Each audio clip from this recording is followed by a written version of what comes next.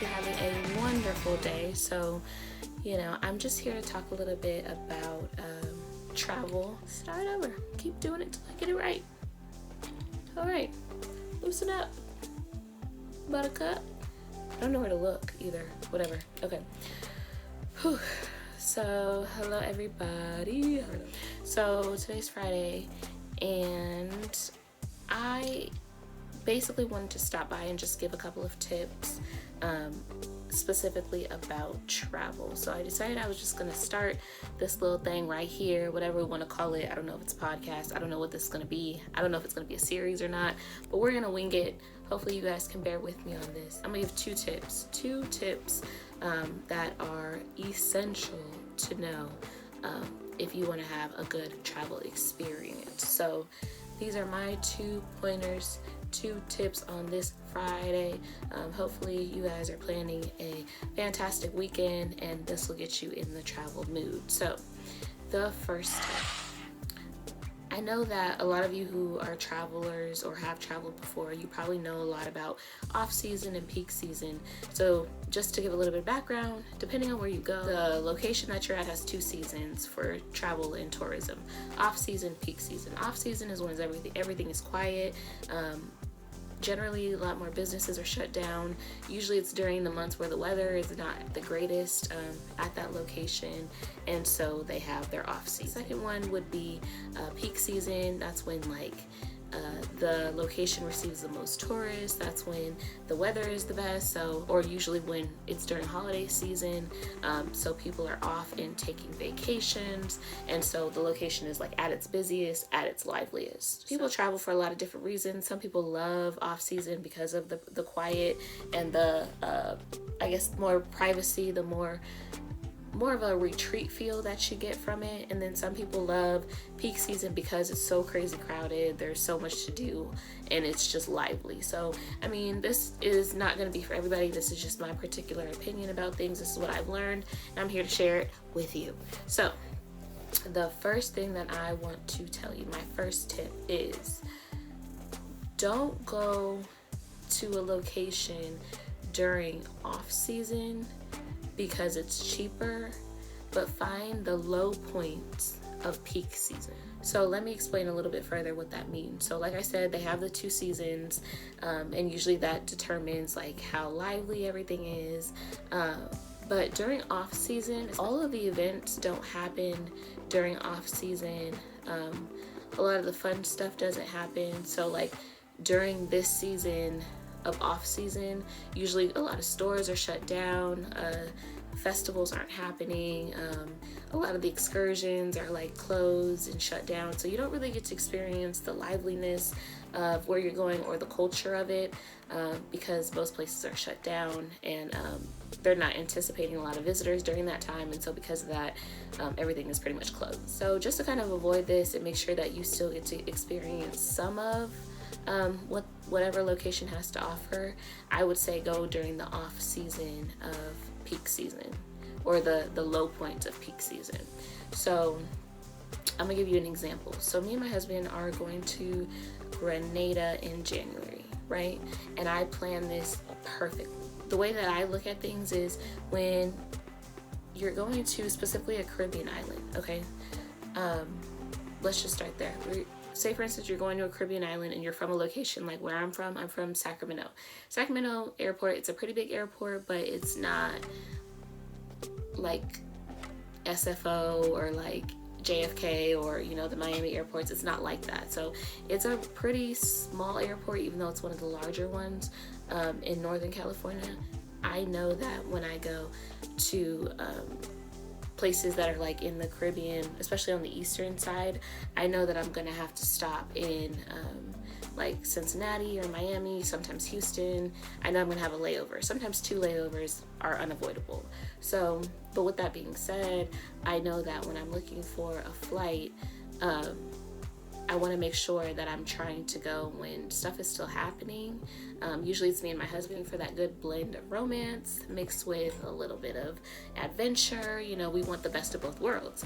And so because of that, we avoid going during holiday season. I don't know if you guys know this, but a lot of times when you go to the Caribbean, peak season is generally from like January, no, let's say December of the previous year to April of the next year. So that's generally during the peak season of the Caribbean islands, because the weather is the best. The weather is so bomb. It's just amazing. So because of that, everybody wants to go during those seasons, right?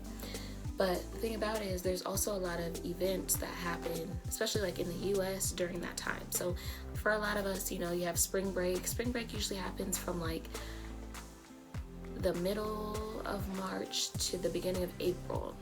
So that's a really busy time for most islands because so many people are off. And then December and January, you have holiday season. So obviously a lot of people are traveling during those times. And then February, you have like that chunk, that week that's kind of around Valentine's Day. And then a lot of people have a lot of 3-day weekends due to like President's Days and all that kind of stuff.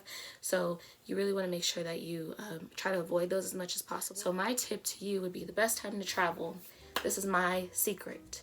I want to give this to everybody. The best time to travel is, I would say like January 20th.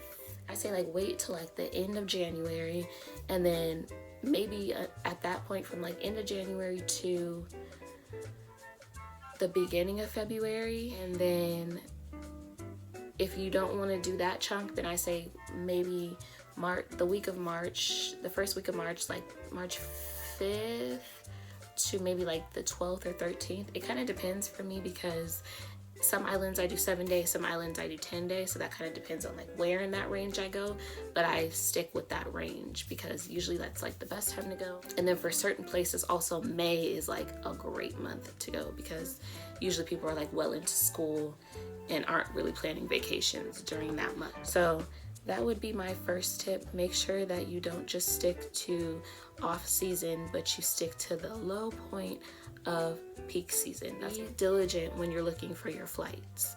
Like, this is the best thing that I can tell you because, and I can give you the perfect example. So like I said, me and my husband are trying to travel to Grenada in January. So I bought our flights in October and I paid about $11.50 for 2 flights round trip. And I love to leave at like 10 p.m. and to get to the location the next day. This is just how it lines up with me in Sacramento. So usually if we leave at 10 p.m. from SFO, we end up getting to the location around like 2 or 3 o'clock p.m. the next day. And then we can just like check right into our hotel a couple hours later.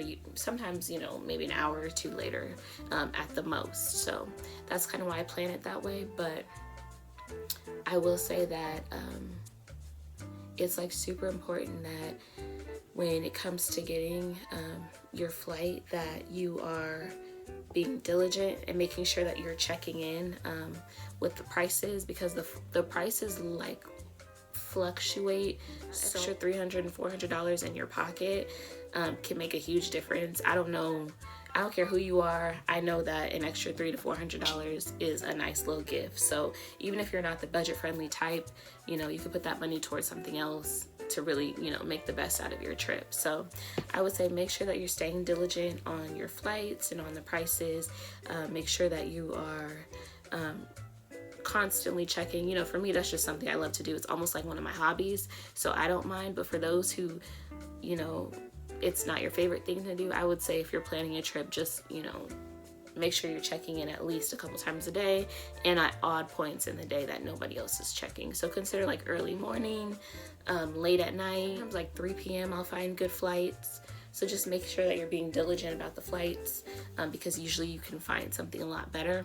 And then also when it comes to like American Airlines, they'll let you hold the flight. So if you feel like you have a price but you feel like you can get something better in the next 24 hours, definitely put that flight on hold. Keep checking. I promise you, you will not regret it. I know it's a task. I know it's like a little bit of a pill, but like it'll be worth it. So don't necessarily just go for off season, but make sure you're looking for the low point of peak season. That was number 1. And then number 2, make sure that you're staying diligent in your research and in your flight searches, so then that way you can, you know, just get the best bang for your buck, because that's what it's about, you know.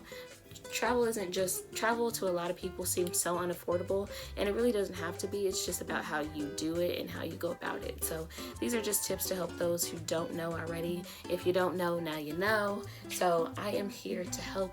If you have any questions, feel free to DM me. Find me on my socials at Auntie and Unc Travel, and I will talk to y'all a little bit later.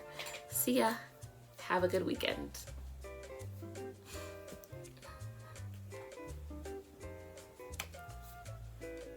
No, I'm kidding. I'm so extra, but I'm B-rolling.